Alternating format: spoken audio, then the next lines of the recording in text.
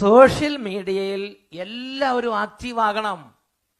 എല്ലാവരും അവരവർക്ക് സാധിക്കുന്നത് പോലെ സോഷ്യൽ മീഡിയയിൽ സജീവ പങ്കാളിത്തം വഹിക്കുകയും വിശ്വാസ സംരക്ഷണത്തിനും സത്യം പ്രചരിപ്പിക്കുന്നതിനും വിശ്വാസം സംരക്ഷിക്കുന്നതിനും വേണ്ടി ആക്റ്റീവായി സോഷ്യൽ മീഡിയയിൽ ഉണ്ടാകണം എന്നതാണ് എൻ്റെ കാഴ്ചപ്പാട്.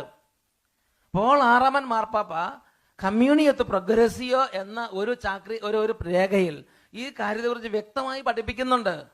യേശുവിൻ്റെ രണ്ടാം വരവിൽ ഒരു വ്യക്തിക്ക് സോഷ്യൽ മീഡിയയോ അല്ലെങ്കിൽ യൂട്യൂബോ അതല്ലെങ്കിൽ മറ്റെന്തെങ്കിലും ടെലിവിഷൻ ചാനലോ അത് ഉപയോഗിക്കാൻ കഴിവുണ്ടായിരിക്കെ അത് ഉപയോഗിക്കാതിരിക്കുന്നത് നിമിത്തം വേറൊരു വ്യക്തി സുവിശേഷം കേൾക്കാൻ ഇടവരാതിരുന്നിട്ടുണ്ടെങ്കിൽ കർത്താവിൻ്റെ രണ്ടാം വരവെങ്കിൽ കർത്താവിന് മുമ്പിൽ കർത്താവിൻ്റെ സഭ കുറ്റക്കാരി ആയിരിക്കുമെന്ന് പോൾ ആറാമൻ മാർപ്പാപ്പ 19 വർഷങ്ങൾക്ക് മുമ്പ് പ്രഖ്യാപിച്ചിട്ടുണ്ട്.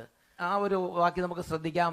മാധ്യമങ്ങളെ സുവിശേഷവൽക്കരണത്തിന് ഉപയോഗിക്കാതിരുന്നാൽ സഭ കർത്താവിൻ്റെ മുമ്പിൽ കുറ്റക്കാരിയായിരിക്കും. പോൾ ആറാമൻ മാർപ്പാപ്പ 19 വർഷങ്ങൾക്ക് മുമ്പ് മാർപ്പാപ്പ ഈ കാര്യം പ്രഖ്യാപിച്ചു. അന്ന് മൊബൈൽ ഫോണില്ല, വാട്സപ്പ് ഇല്ല, ഫേസ്ബുക്ക് ഇല്ല, ഇന്ന് നമ്മൾ കാണുന്ന സോഷ്യൽ മീഡിയ ഒന്നുമില്ല.